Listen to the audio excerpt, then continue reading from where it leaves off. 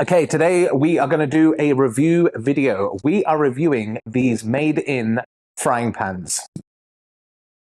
Now, they haven't sent me these. They haven't paid for this. It's not sponsored. I bought these myself because I've always wanted these pans. There was a sale on a couple of weeks back. So I thought, why not do a little video on them as well? Now, they say these are 5-ply. I'm using a 3-ply Cuisinart pans that I've had for a while because they were cheap and cheerful back in the day. So let's see what this is going to be like compared to those. So let's get these open.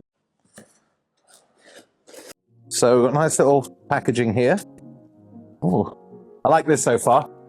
You can see cookware you can count on. And when you open up the box, nice bit of branding. Let's see what we get in the box. Okay, so we get a nice bit of paperwork. Thousands of recipes. So there's 3 of these pans in total that come in this set. This is the 8-inch. Let's get all the pans out first. We've got the 8-inch. We've got this lovely here, 10-inch. That is massive. That's the 12-inch. Okay, let me see. A little bit deeper lip than some of the like traditional ones. Like I'm coming from this, which I've had forever, which is a 3-ply. About a similar weight to that. Honestly, this is lighter. So I would say that these are lighter for sure. Let's have a look. So we've got really nice long handles. That's the first thing I actually quite like. Supposed to be the stay cool handles so that they don't get too hot. So these remind me very much of like what we would use in a pro kitchen. So that I like right off the bat.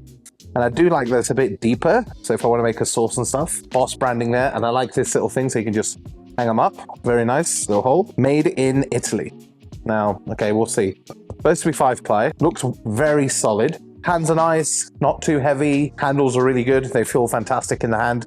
Let's see how cool they stay. You can buy these individually, but I think this is a pretty good set. I'd imagine this will be eggs in the morning. This one will be fish, individual steaks, pork chops. This one's going to be big format cooking, stir-fry pasta, finishing off pan sauces, maybe doing a massive frittata. Now, it's riveted in, so you've got your rivets there.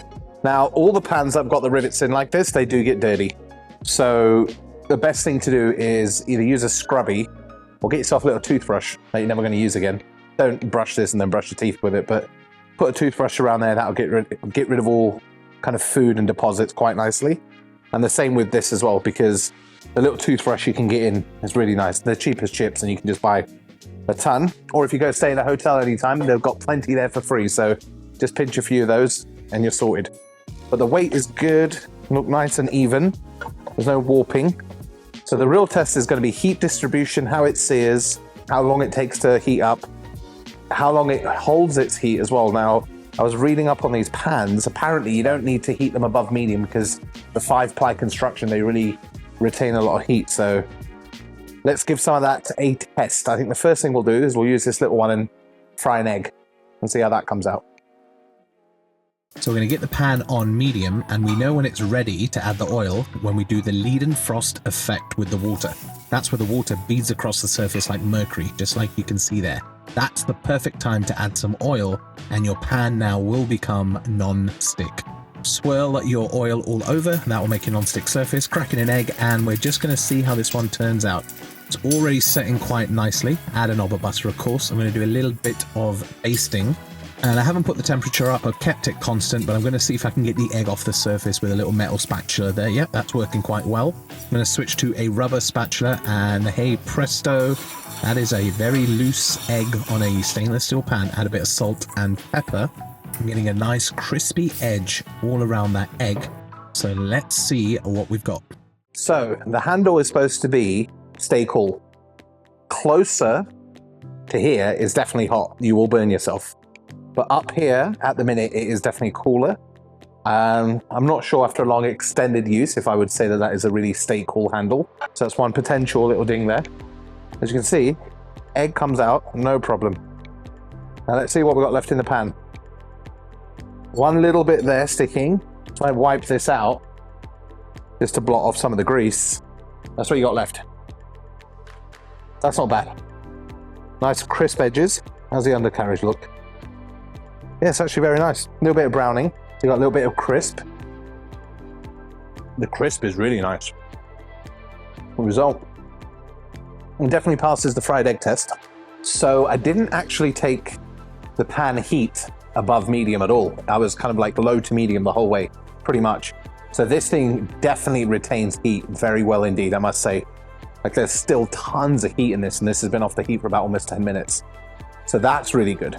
So that's one thing you'll have to adjust to when you're cooking, knowing how much heat is in your pan and how much residual carryover cooking there will be.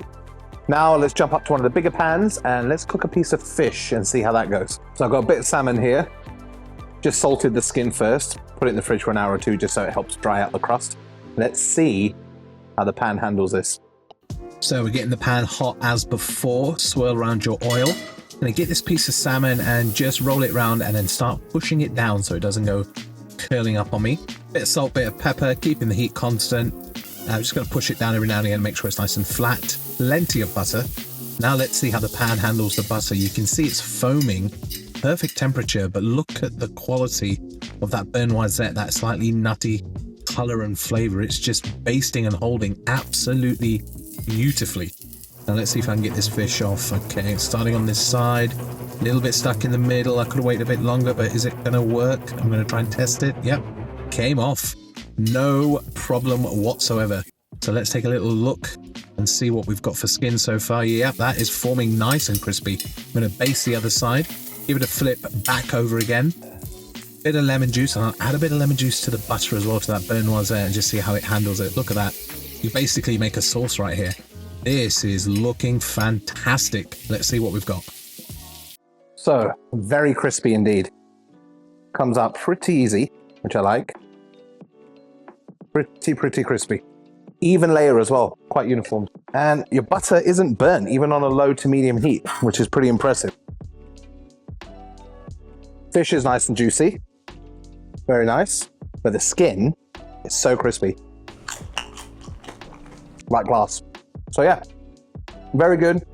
Not much in the pan. As you can see, I've wiped it out.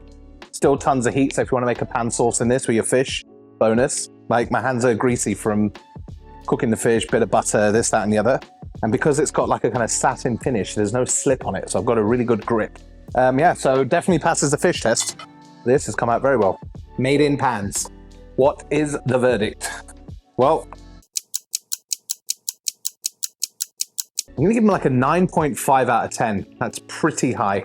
If it wasn't for this one little bit, if that could stay cool all the way, which I know is hard to do, but if they advertise it as a fully stay cool handle, it should be. That's the only little thing I want to ding it on. But these are solid, really good, especially for the price. That's the main thing. Like you can buy really expensive frying pans.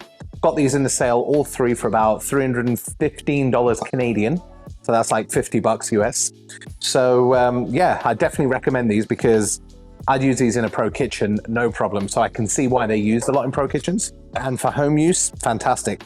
Now I didn't bother testing this one out because the performance on these two, this for the egg, this for the fish, was so good that I have all the faith in the world on this big pan anyway. So all I would do in this is like finish off a huge pasta dish. You don't need to buy the whole 3-pack, but it works out cheaper. Again, they haven't sponsored me to make this video, so I bought this with all my hard-earned Google AdSense money, which if you knew how much we made off this channel, you might ask yourself, why do we even make these videos? If you want to support this channel, click on the subscribe button, notification bell. That really helps us out.